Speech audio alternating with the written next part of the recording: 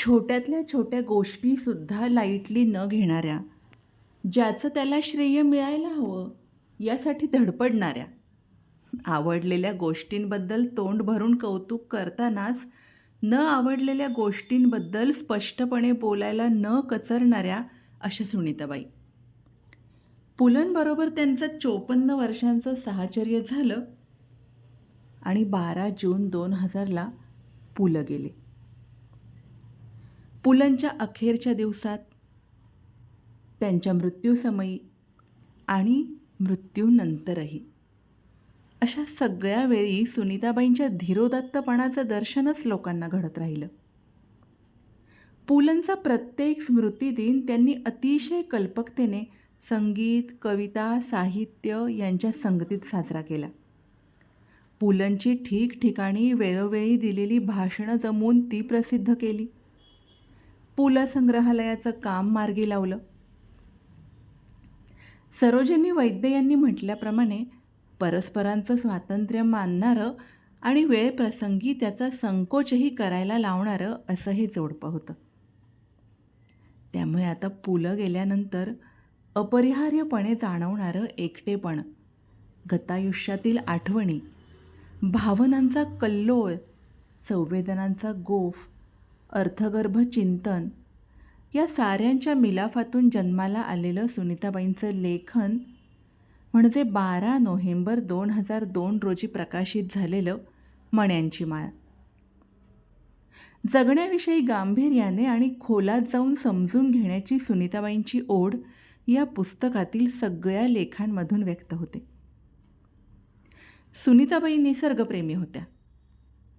आता निसर्ग म्हटलं की आपल्याला आठवतात झाडं, फुलं, पानं, समुद्र, डोंगर, आकाश. त्यावर कदाचित आपण भरभरून बोलूही शकू, पण वाळवंट क्वचितच कुणाला आवडत असेल. सुनीताबाईंच्या मनात मात्र या वाळवंटाला जिव्हाळ्याचं स्थान होतं. वाळवंटावर लिहिलेलं सुनीताबाईंचं लेखन पाहून त्यांच्या चिंतनशीलतेची आणि भाषिक सामर्थ्याची झेप आपल्या लक्षात येते. पाहूया सुनीताबाईंच्या शब्दात वाळवंट. वाळूशी असलेली माझी दोस्ती तशी फार जुनी, अगदी लहानपणापासूनची. माझं माहेरचं घर समुद्रकिनाऱ्यालगतच्या छोट्या टेकडीवरचं. त्यामुळं जवळजवळ रोज संध्याकाळी समुद्रकिनाऱ्यावर एखादी तरी चक्कर होतच असे. वय वाढत गेलं तशी समुद्रकिनाऱ्याच्या गाठीभेटी दुर्मिळ होत गेल्या. मग मनातच वाळवंटातली किल्ले बांधणी चालू राहिली आणि आता तर त्या अफाट वाळवंटातच जीव गुंतला. किल्ल्याबिल्ल्यांची गरजच राहिली नाही. मोकळा श्वास घ्यायला वाळवंटासारखा सोबती नाही. मैत्री तर आहे, पण बंधन कसलंच नाही ही खात्री देणारा सवंगडी. गडी मोठा उदार आणि शहाणा. निसर्गाबद्दल काही शिकण्यापेक्षा निसर्गाकडून काही शिकायचा प्रयत्न कर, अशी कुजबूज माझ्या कानात त्यानंच तर केली. वाळवंटाची मैत्री किती गाढ असते. दृष्टीच्या टापूत दूरवर फक्त वाळवंटच वाळवंट दिसत राहतं. तेच रूप मनात खूप सांभाळून ठेवावं, त्याचा गौरव करावा इतक्या मोलाचं होऊन जातं. डोळ्यांनी ऐकलं आणि कानांनी पाहिलं अशी इंद्रियांची तन्मयता साधून जाते. थोडंफार दुःख वाट्याला आलेली एक बाई परवा सहज बोलता बोलता म्हणाली, काय बाई, माझं सगळं आयुष्य म्हणजे कोरडं वृक्ष जणू वाळवंटच झाले. रूढ अर्थानं तिनं वापरलेला तो वाळवंट हा शब्द मला खूप खिन्न करून गेला. ही खिन्नता तिच्या दुःखामुळं आलेली नव्हती. मी खिन्न झाले ते मला मित्रवत असलेल्या वाळवंटाला तिनं लावलेल्या त्या वृक्ष, कोरडं वगैरे विशेषणामुळं. पण वाळवंटाचं साम्राज्य किती संपन्न असतं. स्वच्छ आणि उबदार सूर्यप्रकाशात माझं वाळवंट खऱ्या अर्थानं जागं होतं. त्यात चैतन्य येतं, ते तृप्त होतं. ओलावा तर त्याच्या पोटी दडलेला असतोच. खरं तर तृप्ती ही मनाची अवस्था. भोवतालचं वातावरण रखरखीत असतानाही त्यातून जरूर तेवढीच ऊब पांघरायला घेऊन आपण अलिप्त होऊ शकतो. अशा नजरेनं पाहणाऱ्याच्या डोळ्यांना इथली हिरवळ खुणावत राहते. इतरांना उगाचच वाटत असतं की वाळवंटातल्या या झाडाझुडपांना पाण्याची गरजच नसावी. पण ते कसं शक्य आहे? ज्याची त्याची जगण्याची गुपितं ज्याला त्याला माहीत असतात, त्याचा गाजावाजा कशाला करायला हवा? आणि इतरांनी तरी प्रत्येक गोष्टीत नाक खुपसण्याचा अट्टाहास का बरं करावा? अफाट समुद्राची उत्तुंग पर्वतांची गाणी गाणारी आपली संस्कृती वाळवंटाला मात्र अस्पृश्यासारखी काहीशी दूरच ठेवत आली.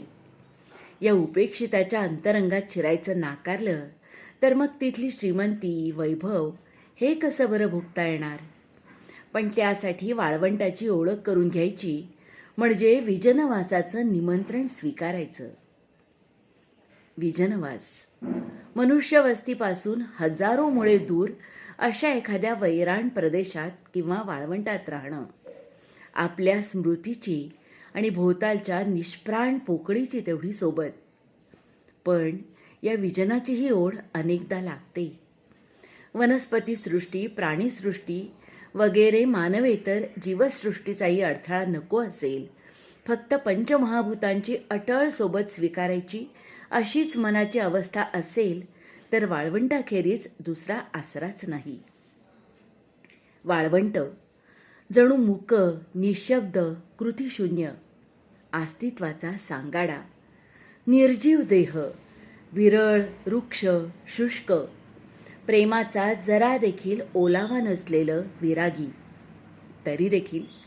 तरी देखील साधं, सरळ, स्वच्छ, कसल्या तरी गूढतेचा पडदा ओढून वाट पाहणारं, मोहिनी घालण्याचं प्रचंड सामर्थ्य असलेलं, माणसाच्या कल्पनाशक्तीला आव्हान देणारं. एकदा का त्याच्या पाशात आपण सापडलो की फसलोच.